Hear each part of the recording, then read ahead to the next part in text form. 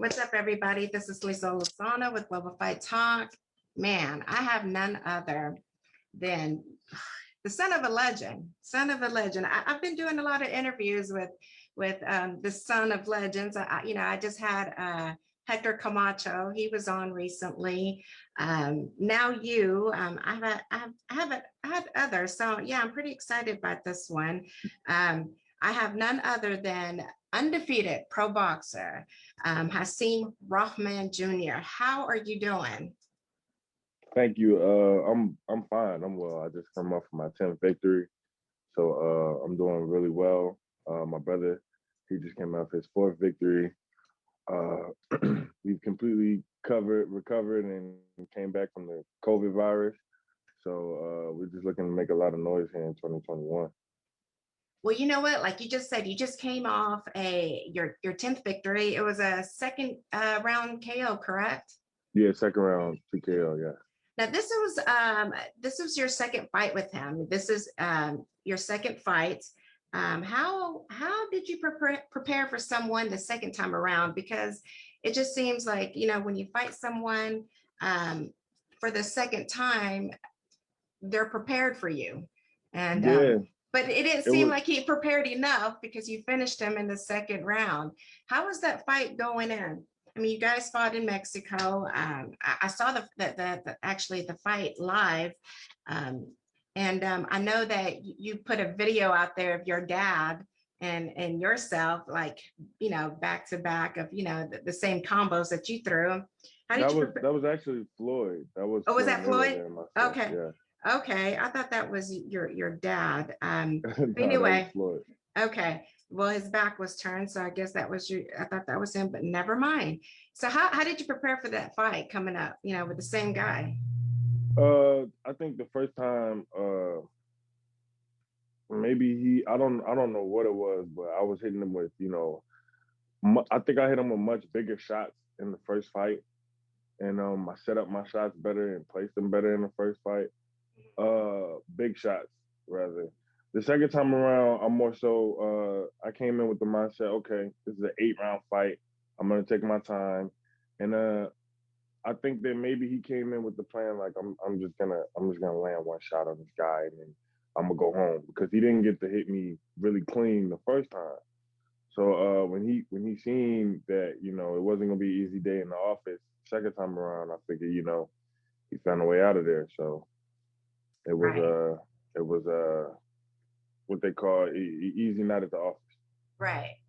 Well, congrats on your win. Thank I you. know the pandemic has put a lot of fighters from going out there to fight. How have you tried to stay active with all this going on?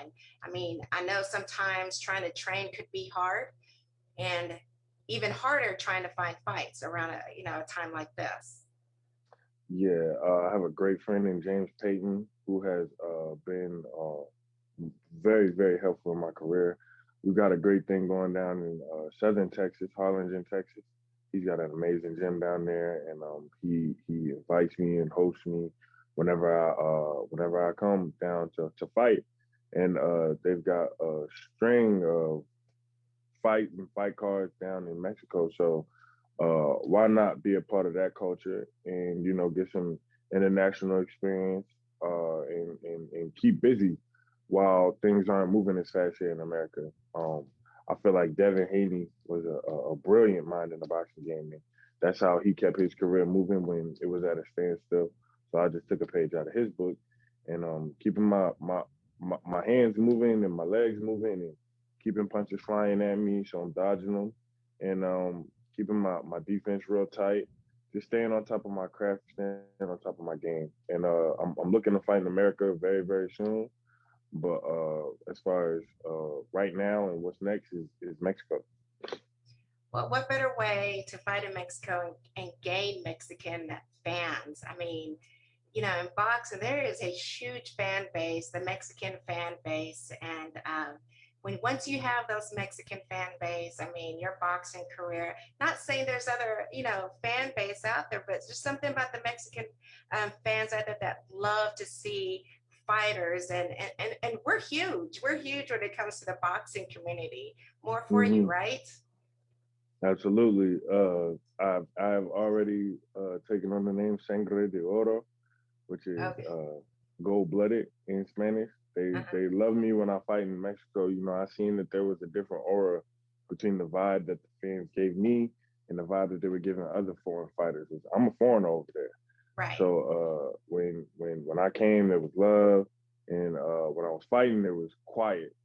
They didn't really do me too bad. And then after the fight, it was a just an overwhelming amount of love both times. Where I could tell the fans appreciated what I was doing. They appreciate the time and dedication that I take out and I've put into the sport. So it was definitely a blessing that I've gotten into this whole fighting in Mexico swing because I've picked up, like you said, a whole new fan base. Right. Well, let's talk about your career. It's obvious the name who your father is. You have close to 100 amateur fights, so you've been in the game for a long time. Even before you started fighting, you had your father, out there giving you the pathway for your career. But you're 10-0, and you're ready to begin your own heavyweight legacy. How was it, growing up with someone like your father and watching him? Is that what inspired you to start fighting? Yes, absolutely. My dad was like a superhero to me growing up. So I definitely wanted to be just like him. My whole life, everybody looked up to him. Everybody looked up to our family. And I haven't realized until recent years how big of an effect that's had. That's had an effect on him, his kids, my kids. It's gonna be around for a long, long time. So that put not pressure, but added motivation for me to continue the family legacy and to cement the Rockman family is uh, not one of, but the most dangerous family in boxing. And that was going to be my next question about the pressure of fighting, your father's name. And, there are some, kids that go out there that who try to fight under their father's name. Some are successful, some are not quite successful. Does that, like I said, is that added pressure? Like you have to try to be the best at everything, and remaining undefeated just because who your father is, and promoters and fans expect you to be great or greater than your dad? It's not. I wouldn't call it pressure. I would just call it motivation. Hmm. Pressure is something that makes you uncomfortable. I'm So not this doesn't make you uncomfortable. comfortable. Okay. It doesn't make me uncomfortable. It's not something that makes me feel like I need to get out of it. It's something that I want to, that I embrace, something that I want to do. So I feel like with my father doing all these things, I've changed it from pressure where I used to make it feel like pressure, but not pressure, but motivation. It's motivation for me to become the first person in the history of this sport to become heavyweight champion after his father became heavyweight champion. There's motivation for me to get a cruiserweight title. There's a brand new division in boxing called Bridgerweight, and with that being said, there's a lot of motivation. I'm stepping into being 30 years old. Looking at being in a world title picture. I just named three different weight divisions. I may be able at the end of the day to step away and say I was a three division world champion. And when I started my career, that was definitely not in my sight. But I definitely look forward to it. I'm excited about fighting at cruiserweight. I'm excited about fighting at bridgerweight. I'm super excited about fighting at heavyweight.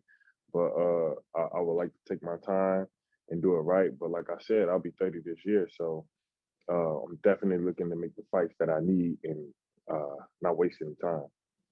You keep saying that you're going to be 30 years old. Boxing is a young man's sport. Do you feel like that's why you want to hurry up and try to get as many fights as you can, just because your age. I mean, 30s, I mean, you're 29, you're still young and you still got a long ways to go. I mean, you can see that there's so many fighters out there, legends who still are out there fighting, like Mike Tyson, Roy Jones, which we're going to talk about that fight in a second because you were part of the undercard of that fight. But unfortunately, you wind up, you had to pull out because you tested positive for COVID. And I'm sure, I mean, you look fine. Yeah, And we good. Thank you. yeah, so, so I don't think like being at a older age is a bad thing. I think it just brings wisdom in the ring. Do you feel like you have to hurry up and fight just because, we're stuck in this pandemic, you're getting older? Well, for me, I've been getting better with boxing as the years have gone on. I've like you said, I've been gaining wisdom, I've been gaining experience, and I've learned that it's never ever a day that you can go in the gym and not learn something brand new and add it to your game. And I definitely am focused on like I said before, perfecting my craft. So the more gym time, obviously the better we'll get. But when I say I'm 30, it's more a testament to the fact that it's time to get a move on it. It's not time to what I'm saying, sit back and keep waiting or sit back and relax or wait for my phone to be called. Uh, you just touched on it, the Mike Tyson Roy Jones card. That was something that I was bought into the last 10 days of the promotion. That wasn't something that I had time to get ready for or anything like that. Like time to even set up a decent training camp. We were already training, and we just continued doing what we were doing, and then picked it up a little bit because we had got the last minute phone call. But I definitely think that 30, like you said, it's not old for the bigger weight classes. Maybe at the younger weight classes it would be a problem, but being in your 30s as a cruiser, bridger, heavyweight, I don't think is a problem. It's the prime ages for these bigger guys because those guys are so big, and that's just not the norm in boxing. Is you usually see the Sugar Ray Leonard, Floyd Mayweather, Manny Pacquiao, these little guys, Devontae Davis, Shakur Stevenson, Devin Haney. You see all these little guys fighting, and you think, oh, well, once they hit 30, but with the bigger names, or I'm sorry, the bigger fighters, they're older. They're older in age as heavyweights, as cruiserweights, and now as bridgerweights are going to be older in age. So I don't think it's a problem that I'm about to hit 30. I'm still in my 20s. My back hurt a little bit, but I'll It's be all okay. right. I'll be all right. It's because you get older, That's why. I'm just kidding. Yeah. No, but as your father, does he ever give you any great advice? Is he hard on you just because? I mean, does he ever say, "Son, you're carrying my name. You got to do great," or does he just, let you be you? Nah, there's always been a mark for greatness in our family. It's never been, my dad. I sat ringside, and watched my dad fight Evander Holyfield. So there is nothing that'll make me quit in that ring. I literally had to sit there and watch him with the humongous hematoma on his head, keep I going back remember out that. Hmm. round after round after round after round. And that's something that I'll never forget, the kind of heart that my father had just to send me to private school. I had all the fly clothes. I'm dead serious. I'll never forget it. I'm sitting in my ringside seat. I have on I had on a velour in blue Jordan short sweatsuit. It was like a velour sweatsuit, but it was short. There was short sleeves here. It was shorts that came with it, and I had on the Jordan 9. And I'm sitting next to Jay Z, and Jay Z is trying to convince me to get my dad's corner to stop the fight. But I'm not trying to hear it, Ho. I ain't trying to hear it. We trying to win. We trying to knock him out. We had just knocked out Lennox. We trying to knock out Holyfield. It's something in our family's blood where we trying to win every time we step in that ring. When that bell rings, it's just different. I'm in there with my dad. My brother's in there with my dad.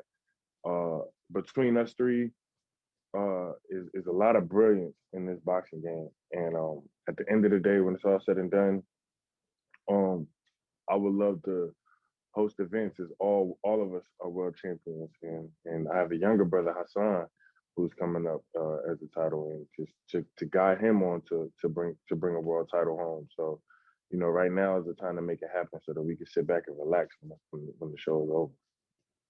You say this is a family affair. Does your dad ever work you out, train you, give you pointers, Absolutely, before a all the fight? time, all the Okay. time, before fights, during training camp, post training camp, whenever we need help, my dad is always there to help us. As far as if we need something physically, if we need something mentally, if we need spiritual guidance, he's always there for us. Nothing I couldn't call my dad and ask him for. If he has it or he knows how to get it, he'll make sure that I'm most prepared before I step into a ring or before I step into anything, before I took my driver's test, before I took tests in school. My father has been an amazing dad. He's always made sure I was prepared. He's drilled it inside of me that preparation prevents poor performance. So I think that he's a great father. He even outside of boxing, he taught me an immense amount. But inside that square circle, I wouldn't have had anyone else to rely on, because pretty much everything he says comes right before my eyes. Other than your father, who else do you look up to in the boxing world? Andre Ward, Zab Judah. Okay, yeah, Andre Ward. That there's a rumor that he might come back out. I would like to see that. I think he left at a very, at his prime. He remained undefeated when he went out. He's someone I would like to see come back. I don't know how much that rumor is true. People who are huge fans of a of a boxer, they always want them to come back out. And Mm-hmm. to me, he's still, he's still young enough to come and come out of retirement and fight. One thing I do want to talk about is the Triller Promotions. I saw a video that you sparred Jake Paul. You had a lot of great things to say about him.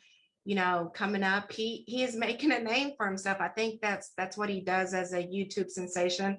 Along with his brother. He's calling out a lot of fighters. One of them he called out was Canelo. And he's calling out a lot of MMA fighters. I think Triller, how I see Triller Promotions, they are putting MMA fighters versus boxers. That's all I've been seeing. You were going to fight Rashad Coulter under the Mike Tyson and I'm sorry, I just under the Mike Tyson, and you got that, you got sick. And I don't know if that's something you guys are going to hopefully meet one day. I know you guys had exchanged some words. They call it Twitter beef, I guess. I don't know if that was beef or just trying to promote. You're just trying to promote, an upcoming. I was just stating facts. I Yeah. mean, the man is not really that good, and that's just my opinion, and that's the opinion that several minds across the boxing world share. And even if I was to show someone who just learned boxing how he looks in the boxing ring, they would say he's not very good. So I just was expressing the way I felt. There wasn't no beef. He's just, like I said, he's not a very good fighter. He's just a tough guy. Right. So in this Triller Promotion, there is a lot of MMA versus boxing. What does that, how does that, is that a good look for boxing? A It's lot of, intriguing yeah, I mean, a lot because of fans have a lot of things, a lot of boxers are saying this is not a good look. Boxers should be fighting boxers. And a lot of people think, boxers, that's all they train. And MMA fighters, they have, so many other things to be, training and to come in the boxing world. They automatically assume the boxer's going to win because that's supposed to be a given. Is that a bad look? I think that there's been a decades long argument, debate, whatever you want to call it, excuse me, about what's more entertaining and what's more what's the higher achieving sport. And I think that UFC has a lot of momentum, but boxing will forever be at the top. And I think that boxing is the sweet science. It's always gonna overrule all the other combat sports.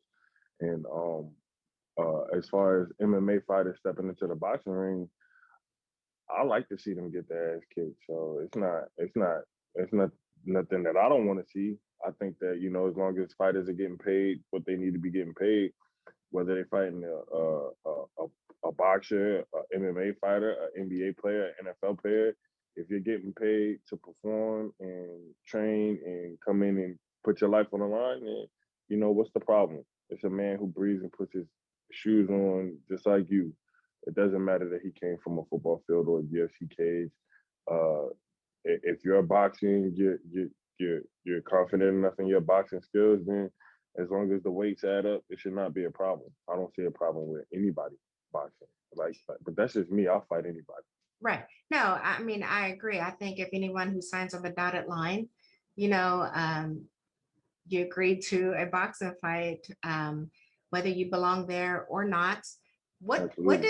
What does that say about the person, the true boxer in there fighting an MMA fighter? Does that do anything to your name or anyone else? Um, who's supposed to win?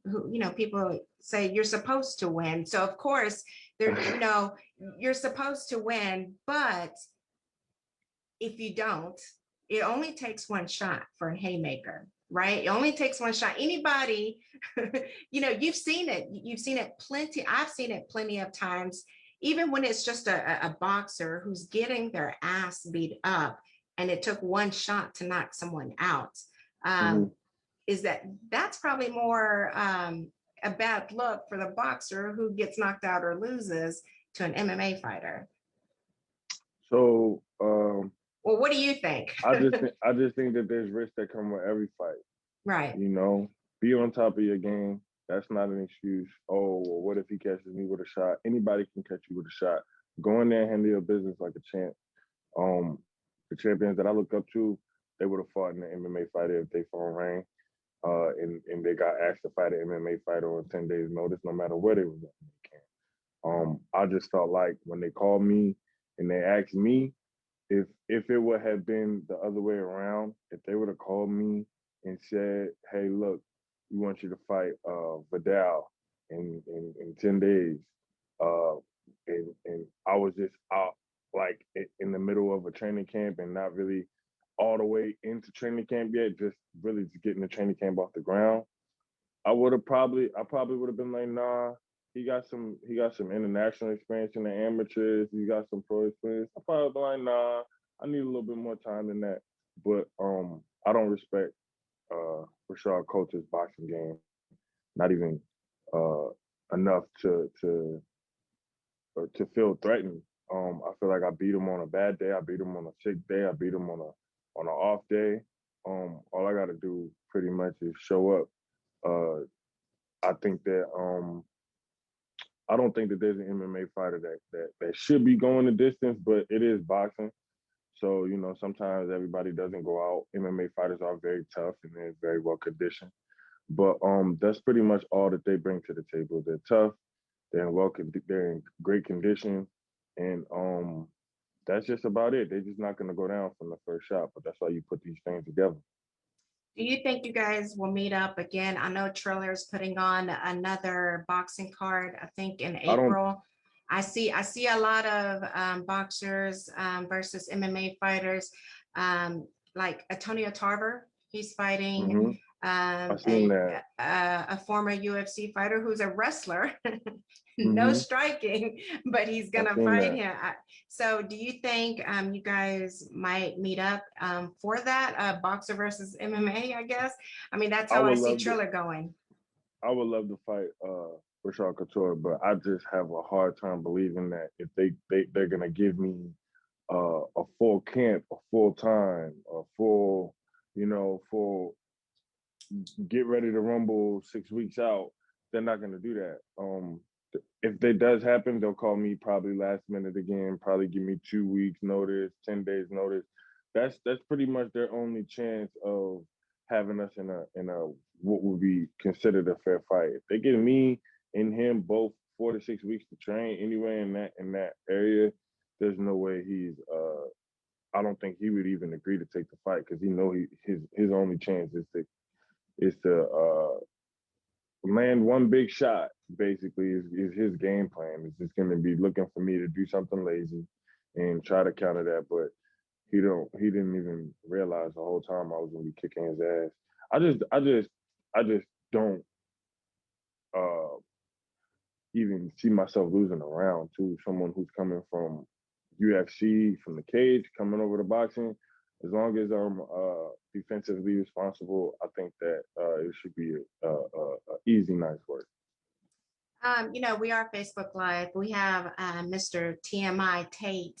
He said that since boxers are not taking the fights the fans want to see, I think it's awesome to see different fighters step up.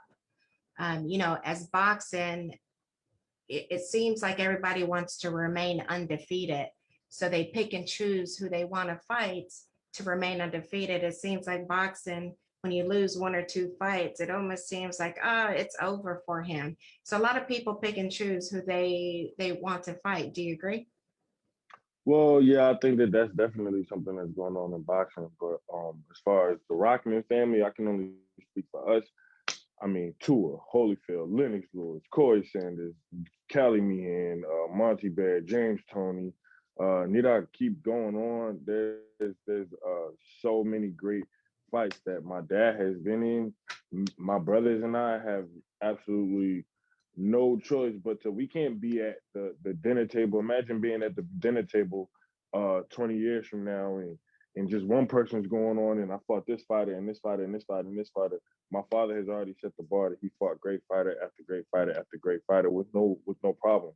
So I can't speak for the rest of boxing, but for the Rockman family, for myself and my brothers behind me, uh, I'm telling you now, we are trying to make the big fights happen. We're trying to get those big names on our resume. We're trying to keep boxing alive. So if you feel like you lost faith in boxing and you want to follow some young up and coming hungry champions, my brother's Instagram is champ3. My Instagram is _JR.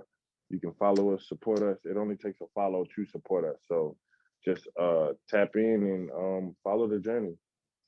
Other than, this trailer promotion, that we've been talking about, what fight would you want to fight? You say that, you want to fight, you fight anyone. It doesn't matter. You come off the street, you could be an MMA fighter, you could be a true boxer. Who do you want to see in the ring? I mean, you just came off a 10th knockout, your 10th win, second round knockout. What's next for you? I mean, you're 10-0.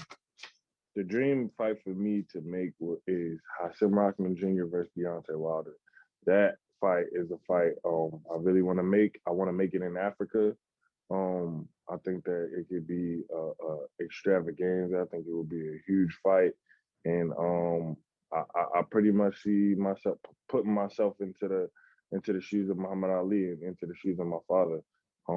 That's the biggest, baddest man on the planet, so called.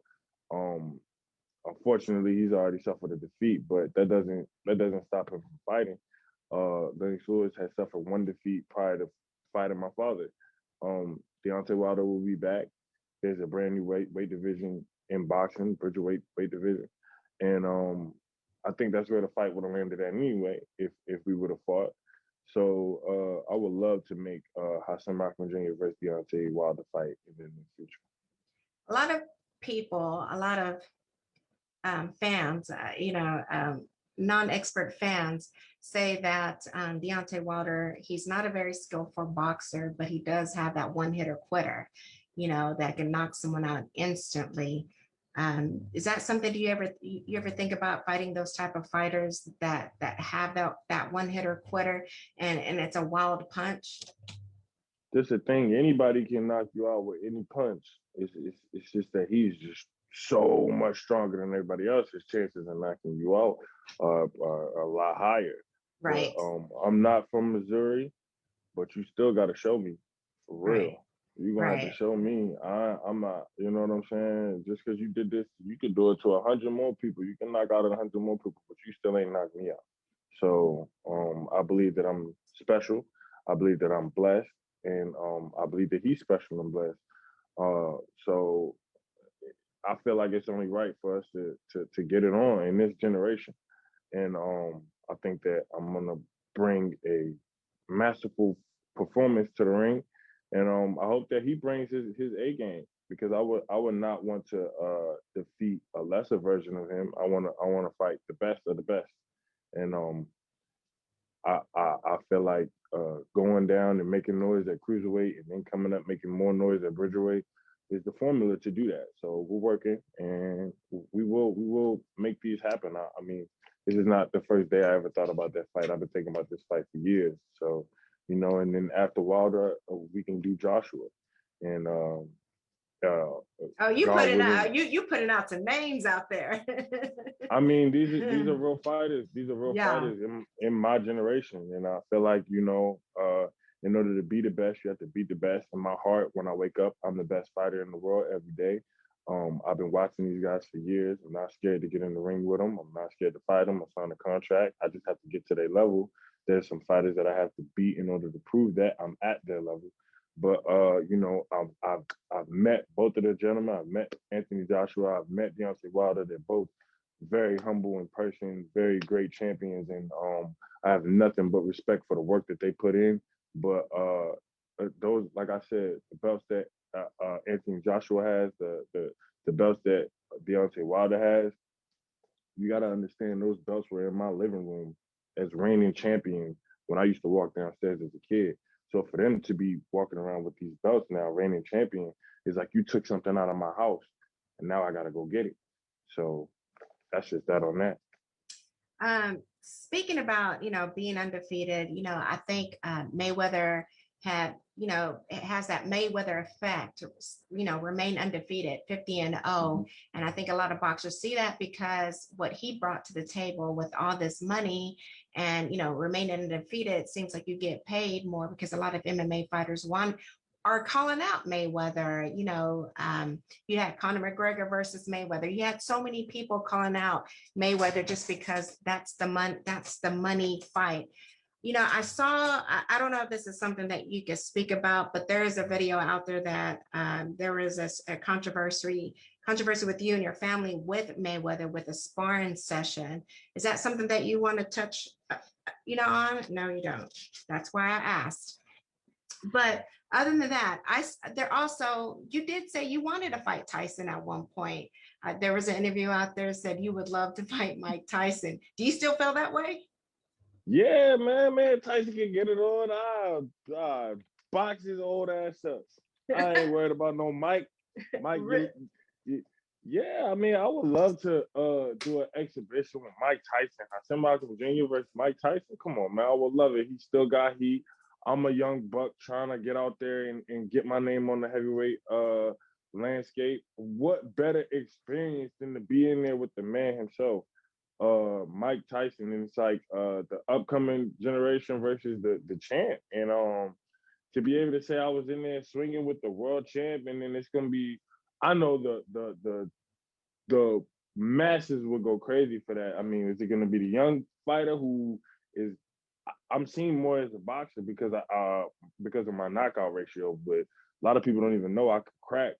Or is it gonna be, the old lion, youngest heavyweight champion ever? That would be awesome. I actually forgot that we was even thinking about that. But yeah, if Tyson want to do it with the young boy, we could get it on. Tyson, hey, look, the young lion is here.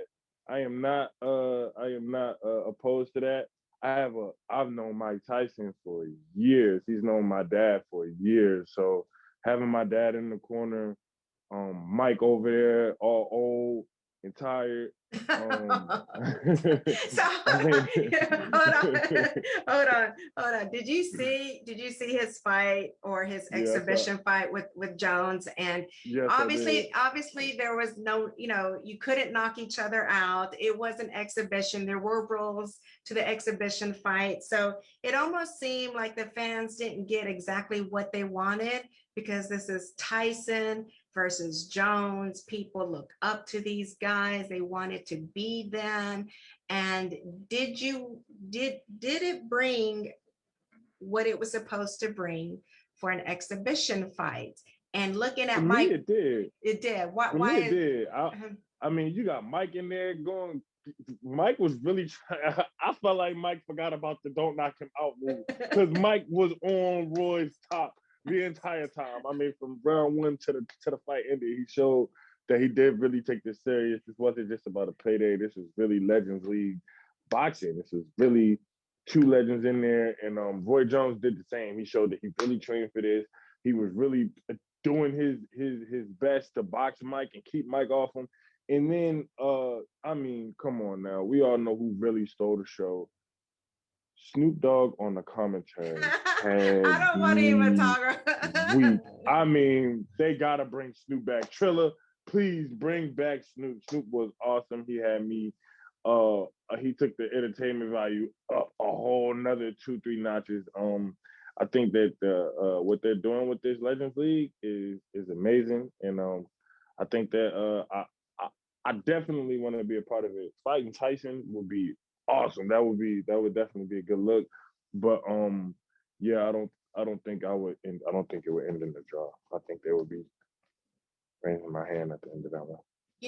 They're trying to put Holyfield versus Tyson, and Mm-hmm. this is not going to be an exhibition. From what I read, this is going to be an actual fight that goes against a record. Holyfield wants this fight, and Mm-hmm. I would love to see it. When I did see the Tyson versus Jones, I might have seen just a little bit of Mike Tyson holding back, just a little bit.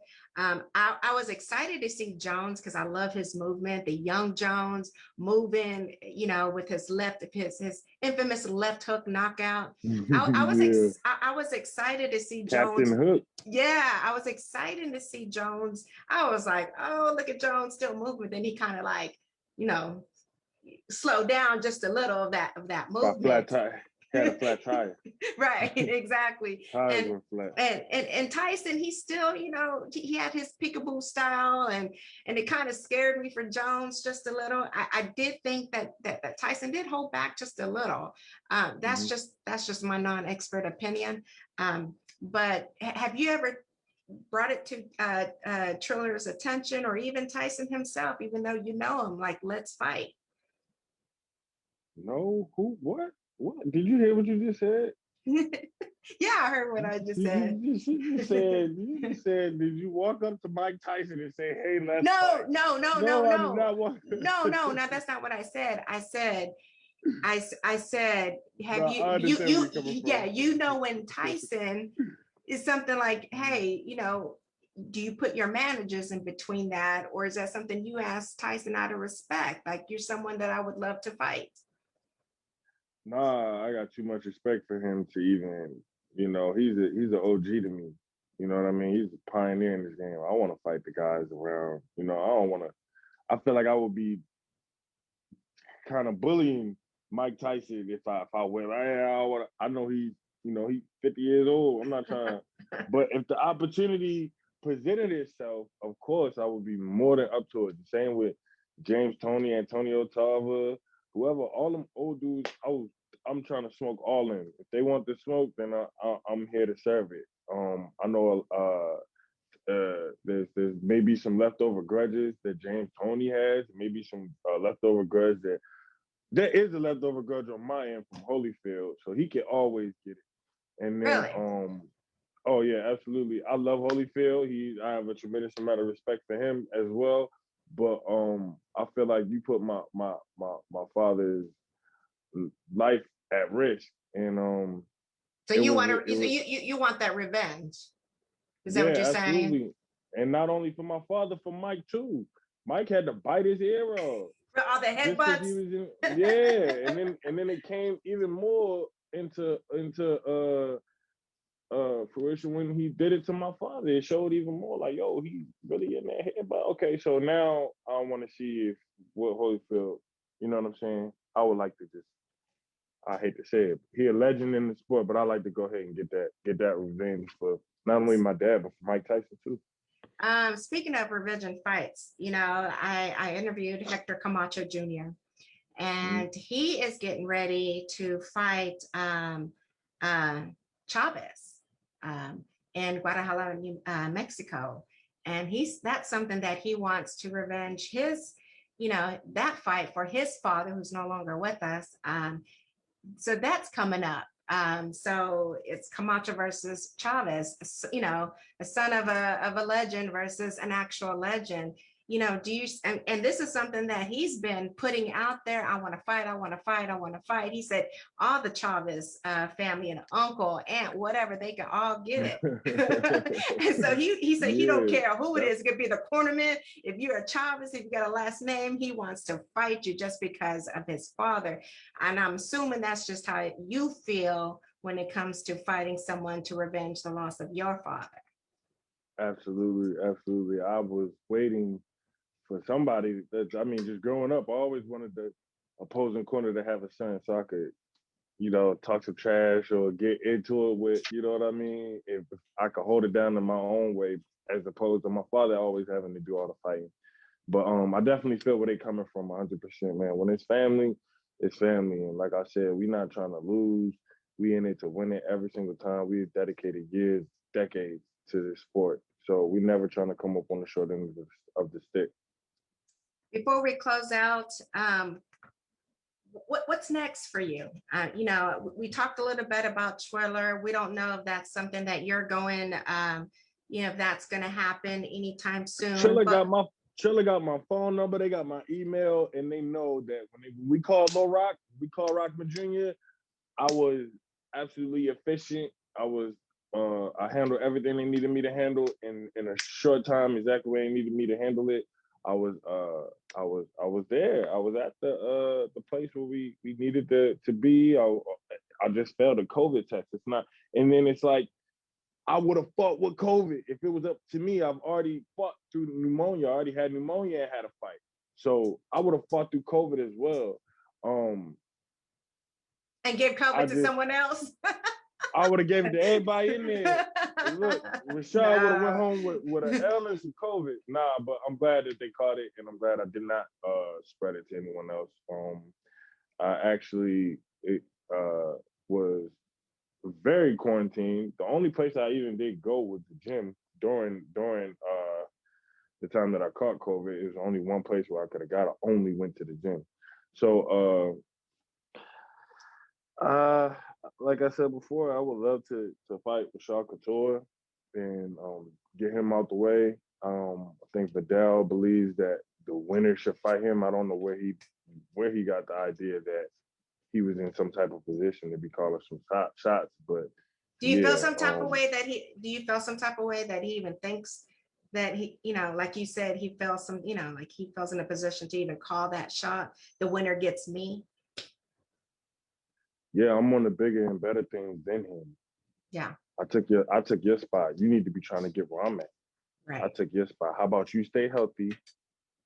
You get a fight, you win a fight, win a few more fights.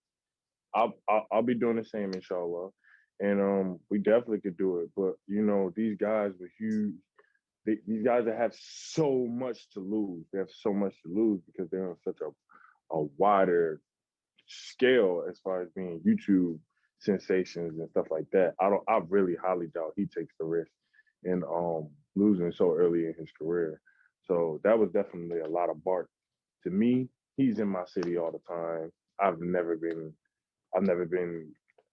hit up to spar. His people know me. And then it's like, is now that's out the window because now it's a potential fight. So Right. yeah. So I definitely want to do that. I make that happen. Whoever want to fight, man, I'm trying to make whoever want to fight, whoever trying to put on the gloves and split that leather, I'm here serving up good defense and fast combinations. We trying to change the game in as far as the big men go. I want to be one of the most defensively sound big men in the game when it's all said and done. Shout out to Chris Bird. Let me ask you this. You know, we spoke about this at the beginning, and here we are at the end of, you know, the interview. Give one more time to the fans where they can follow you, your boxing career, all your social media sites, if they just want to see, you know, coming up in the boxing world. Give that out one more time. Absolutely. Can you see me? I can see you now, man. I don't know if you did that so you can let everybody know who you was taking a picture with. Yeah. We are on Instagram at _JR is my Instagram. It's only 3 characters. My Twitter is _Hasim Rahman Jr, my full name. Those are the 2 social media platforms you can catch me on. I write people back all the time. I can't write every single time back, but if you get in there, I'm gonna get back at you. I really, really appreciate all the love. It's sometimes overwhelming, but I do appreciate it and I see it all. I want to thank God for getting me and my family all the way to this point. Allahu Akbar. And I want to thank B Def. Just so many. There's so many people to thank. I want to thank all of y'all. Thank you so much. Everybody that had anything to do with me being where I am today. Just know that it's much felt in my heart. I will never forget it. We are making history right now. This is nobody in the history of this sport has ever came and become heavyweight champion after his father has become heavyweight champion. There are people who have come closer than I am right now. So once I get closer than what they got, then I'll start saying I'm the closest to making this happen. But I still got some milestones to go. I still got some people to hunt down. There's still some heavyweight champion sons out there right now who are looking to beat me to this race. But like I said, I want to be the first one in history to do it. This is a movie. When I'm finished, I would love to co-direct or direct a movie based on what's going on. My life has not been normal by any means. I've seen a lot of things. I've lived a lot of movie-like experiences coming up as the son of the heavyweight champion of the world. So I just got to finish the movie right. So once I finish the movie right, we can get the ending and the climax all right, and make sure everything's good. Right now, we on chapter 10 right now. It's a long book we writing, so we'll be okay. Well, Hasim, I greatly appreciate you taking the time to speak with us here at Global Fight Talk. For those who are watching live, I greatly appreciate you. Make sure that you follow all of our social media sites, Instagram, Facebook, Twitter, hey, even TikTok. That's the thing. We're on there too as well. But Hasim, I look forward, keeping up with your boxing career. Hopefully one day you get to, avenge your father's loss with Holyfield, and you get to fight all the greats, Tyson and whoever is out there that you want to fight. We'll definitely be looking closely at your boxing career and, cheering you on. Again, thank you so much. Yeah. So thank you. Appreciate you. Yes, next time you guys tune in to Global Fight Talk. Peace.